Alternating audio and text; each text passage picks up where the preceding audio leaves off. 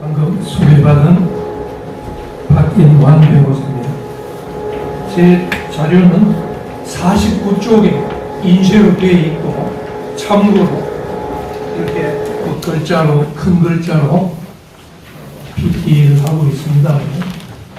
눈이 안 좋으신 분은 자료집을 보는 것이 좋을 것 같습니다. 사실 이렇게 무거운 저항권을 이야기하니까 제가 한 50년 전쯤에 대학 다니던 시절에 그때 처음 졸업할 때 대학교 4학년 학사학위도 논문을 쓰라고 하는 적이 시작됐습니다. 지금은 어떤지 모르겠지만 그때 제 헌법 지도 교수가 문홍주 교수였는데 혹시 연세 드신 분은 기억하실 겁니다. 제가 그때 어린 심정이지만 대학 4학년 졸업할 때 처음 졸업 학사학위 논문이 그때 바로 저항권 행사를 50년 전에 했었던 그 추억이 이 50년 뒤에 갑자기 생각이 납니다. 어쨌든 어려운 주제, 그 당시 그 지도 교수님 말씀이 유신시대입니다. 유신시대에도 그런 논문을 써서 어떻게 하느냐. 그런 논문을 누가 보겠습니까? 하고 했던 그 추억까지 생각이 납니다. 본론에 들어갑니다. 이 49쪽에 제일 위에 서두로 자유민주주의가 망할 때까지 민주주의를 외쳐라.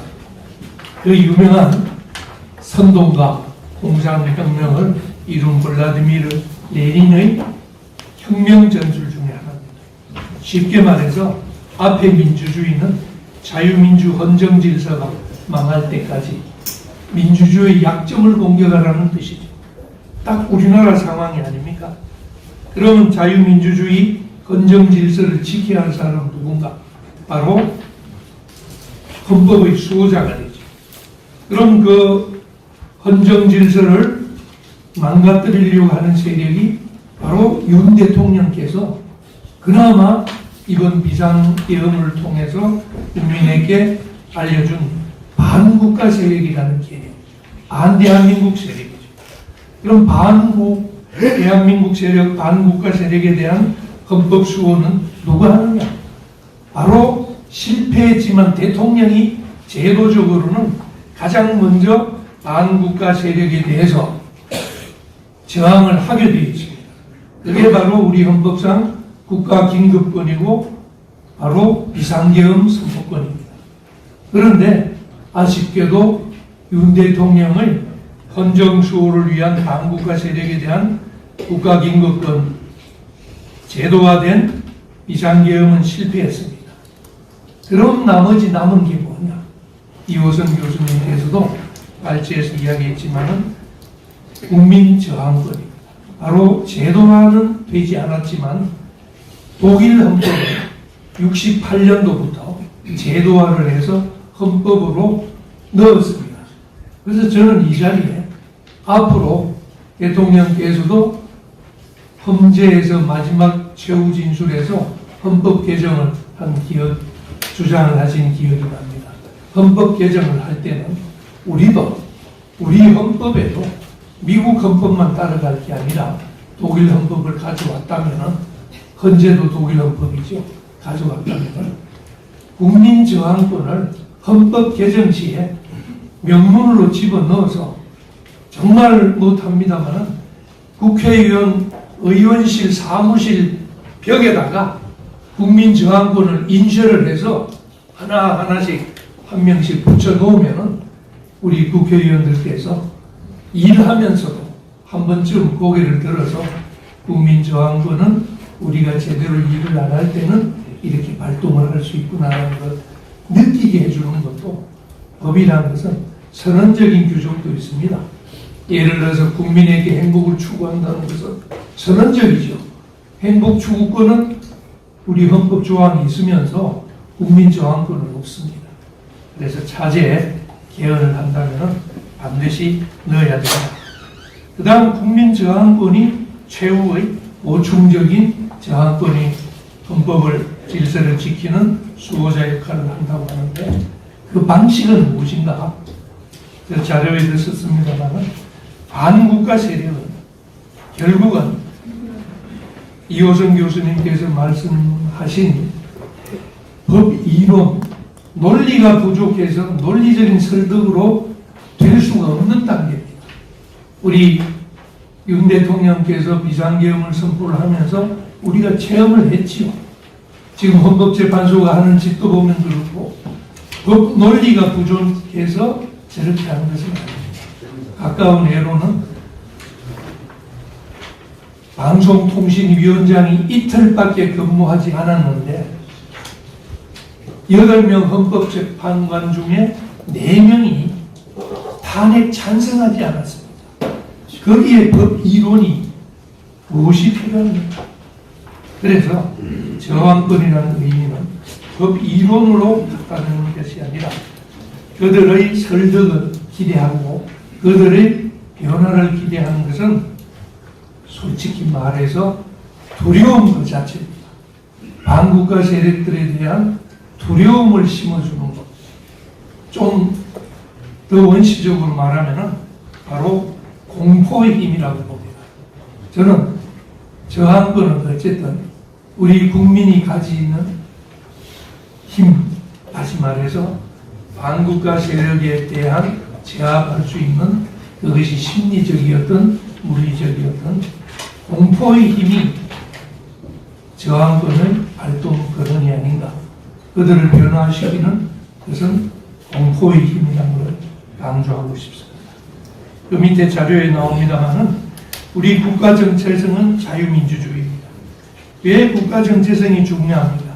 저항권을 행사하는 정체성은 우리가 국가와 민족에 대한 소속감이고 국민의 일원으로서 연대감이 발동되는 겁니다. 우리 자유민주공화국이라 하지만 밑에 북한을 적었습니다. 북한의 국호가 조선민주주의인민공화국, 우리는 대한민국이죠. 자세히 보면은 민주주의도 있지요, 공화국도 있지요. 없는 게 무엇입니까? 바로 자유가 없습니다. 북한도 다 있어요. 특히 공화국이라는 것은 왕이 없다는 뜻입니다. 조선왕조가 끝나서 왕이 없지요. 일본은 공화국이 아닙니다. 일본은 군주국입니다. 왕이 있지요. 그래서 공화국이라고 다 좋은 것이 아닙니다.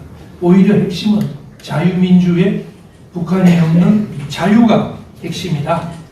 그래서 우리가 지켜야 하는 저항권의 대상이 되는 자유민주주의를 억압하고 배제하고 탄압하는 반국가 세력이라는 걸 다시 말씀드립니다. 그럼 그 자유민주주의에 대한 저항권의 행사는 저는 구체적으로 말씀드리면 한 달여 전에 우리 대통령께서 한 달 50일 정도 됐겠네요. 처음 공수처에 의해서 구속되실 때 공수처 사무실 앞에서 김태원 열사가 분신 자살한 사건이 있습니다. 저는 그게 국민 저항권 행사의 제1호라고 이야기하고 싶습니다. 제2호는 권태훈 열사가 며칠 전에 또 서울시청 앞에서 분신했습니다. 연세가 제가 알기로는 80 가까운 분이, 제가 그걸 찬양하고 미화하는 것은 아닙니다만 그분들의 뜻을 기리라, 저항권과 관련해서 기리자는 의미입니다.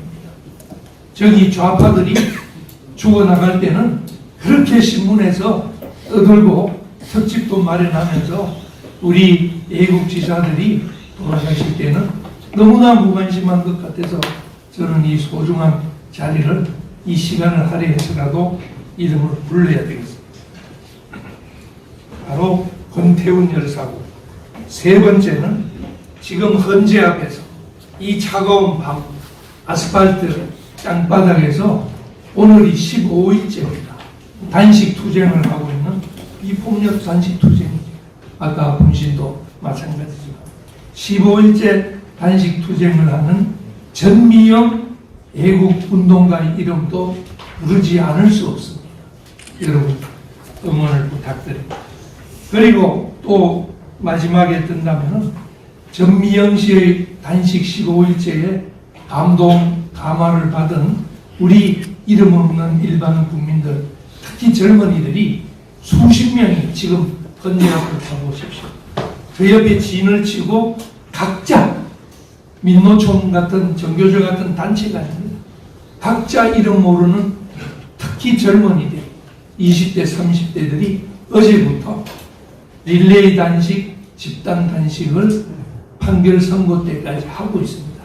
그것이 바로 국민 저항권의 행사. 저는 한 3, 4, 5쯤 될 거라고 보고, 마지막으로 저항권 행사는 꼭 그런 식으로 나를 학대하는 것이냐? 저는 아니라고 봅니다. 우리가 4.19 혁명, 프랑스 혁명도 저항권 행사라고 예를 들죠. 그렇다면은 저는 2달 전쯤 아까 김태권 여사 군신 사망하실 때 그때 있었던 서부지방법원 소위 우리 언론이나 제도권에서 폭도들의 난입 사태로 하는 것도 저는 저항권의 행사라고 봐야 합니다. 쉽게 말하면 훈방 조치에 해도 괜찮을 만한 사건을 우리 사법 역사상 가장 많게 84명을 구속했습니다. 단일 사건. 다친 사람도 없습니다. 그 이유가 무엇입니까? 사법부 권위, 법원의 권위를 훼손했다는 단지 그거 하나로 한 명도 풀려나지 않고 80여 명이 구속되어 있습니다. 만약 우리 대통령께서 돌아오신다면 제일 먼저 할 일이 그 젊은이들을 석방시키는 일입니다. 저항권은 성공했을 때 우리 어깨 위에 훈장처럼 올려주는 용어지, 솔직히 저항권의 한계는 실패했을 때는 결국 폭도가 되고 폭동이 되고 자칫하면 내란이 됩니다. 우리 국민들은 마지막 각오는 그렇게 할 수밖에 없다는 것을 말씀드려야 될 것 같습니다. 자세한 내용은 제 자료에 쭉 있습니다만은 반국가 세력 저항권의 대상에 대해서 몇 가지만 추가를 하겠습니다. 반국가 세력의 특징은 우리 자랑스러운 대한민국은 태어나지 말았어야 할 나라, 정의가 패배하고 기회주의가 득세한 역사다. 이런 주장을 하는 분들이 반국가 세력입니다. 그렇게 해서 역사를 성역화하고 지배하고자 하는, 역사는 현재와 미래, 과거의 끊임없는 대화라고 오히려 좌파 역사학자도 그렇게 말했습니다. 역사는 유동적입니다. 역사를 성역화해서 잘못 말하면 처벌한다는 그런 세력들이야말로 반국가 세력입니다. 그 다음 헌법 수호자는 첫째는 아까 대통령 그리고 마지막으로는 국민이라고 했지만은 우리 헌법재판소가 얼마나 엉터리냐면은 97년도 헌법재판소 판례 제가 적었습니다만 밑줄 그 저항권은 인정을 해주고는 있습니다. 국가 권력에 의해서 지금 말씀드린 대로 국가 권력 저항권의 대상이 국가 권력이 잘못했을 때만 할 수 있는 거로 해서 자칫하면 국가 권력은 입법, 사법, 행정을 통합한 마치 대통령이 잘못했을 때만 저항권을 행사할 수 있는 것처럼 착각을 보이라고 했습니다. 그런데 여기 제가 적었습니다만 독일 기본법의 저항권의 명문 규정에 의하면 독일은 국가 권력이라고 표시하지 않고 헌법 질서의 폐지를 도모하는 모든 세력, 바로 제가 말하는 대통령에 대항하는 저항권이 아니라 헌법 질서를 부정하는 모든 세력에는 주권자인 국민이 개개인, 나도 그렇고 여러분 하나하나 개개인이 저항권을 가진다고 독일 헌법에는 분명히 되어 있습니다. 그래서 우리도 헌법을 개정을 한다면은 국가 권력에 대한 하는 것이 아니라 반국가 세력 자체에 대한, 그러면은 반국가 세력은 사법부가 될 수도 있고 입법부도 될 수가 있고 행정부도 될 수 있고 물론 대통령도 될 수 있습니다. 나아가서 저항권의 대상은 반국가 세력이니까 독일 헌법과 마찬가지로 좌파, 종북 좌파 정당도 저항권의 대상이 될 수 있고 민노총도 저항권의 대상이 될 수 있고 언론도 저항권의 대상이 될 수 있습니다. 다시 말해서 반국가 세력이지 마치 저항권의 대상이 국가를 향해서만 하는 것이 아니다라는 것이 현대적 의미의 저항권의 특징이라는 것을 꼭 강조해 두고 싶습니다. 그 다음에 저항권의 행사의 주체는 누구냐? 바로 국민 개개인 그리고 자유민주주의를 옹호하는 단체, 정당도 가능합니다. 시민단체도 가능합니다. 우리 국힘당도 힘내십시오. 국힘당도 저항권 행사가 가능합니다. 다시 말해서 반국가 세력에 대항하는 체제 수호 세력, 대한민국을 지키자는 세력은 누구든지 저항권 행사의 주체가 될 수 있고 저항권과 혁명권을 만약 구분한다면 저항권은 기존의 자유민주 헌정 질서를 지키는 거고 혁명권은 거기 플러스 새로운 질서를 붙이는 겁니다. 우리가 말하는 국민 저항권은 새로운 질서가 아니더라도 우리 선조들이 이승만 대통령 때부터 이때까지 유지해온 자유민주주의 체제를 지키는 이 자체만 하면은 혁명까지는 필요가 없다는 걸 강조드립니다. 시민불복종 운동이라고 또 있습니다. 시민불복종 운동은 그야말로 평화적인 합법적인 테두리 내에서 뭐 침묵 시위 같은 게 종업형인데 저는 다시금 저항권은 시민불복종 운동과 달리 필요한 경우에는 폭력도 가능하다는 것을 말씀드려야 할 수밖에 없습니다.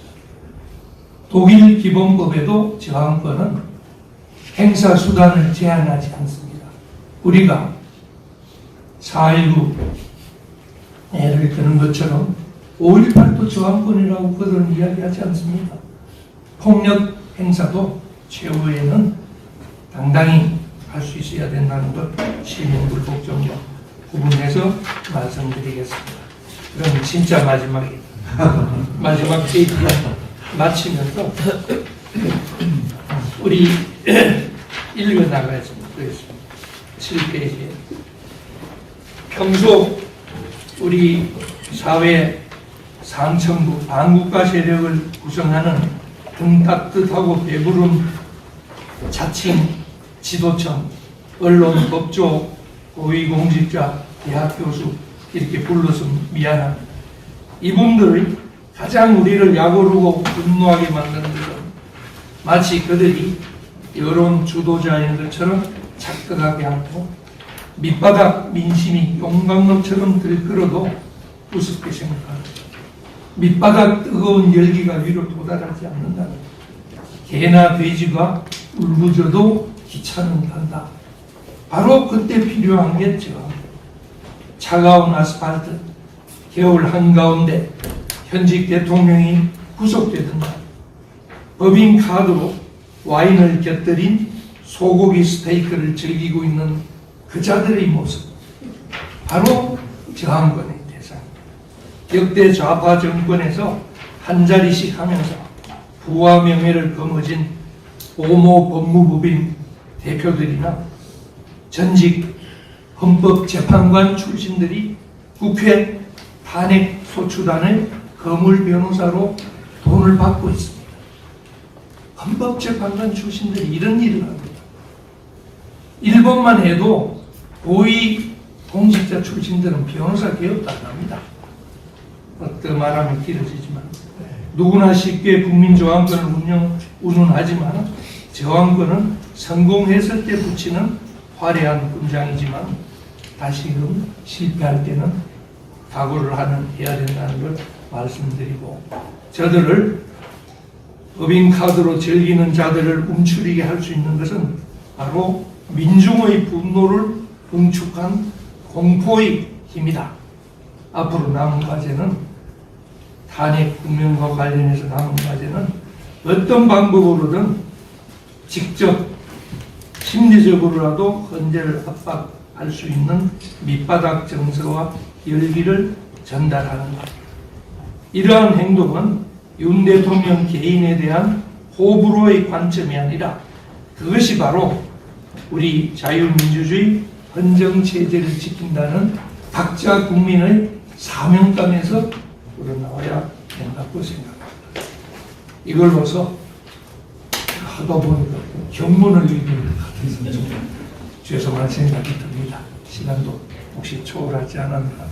자, 여러분, 박인환 대표님.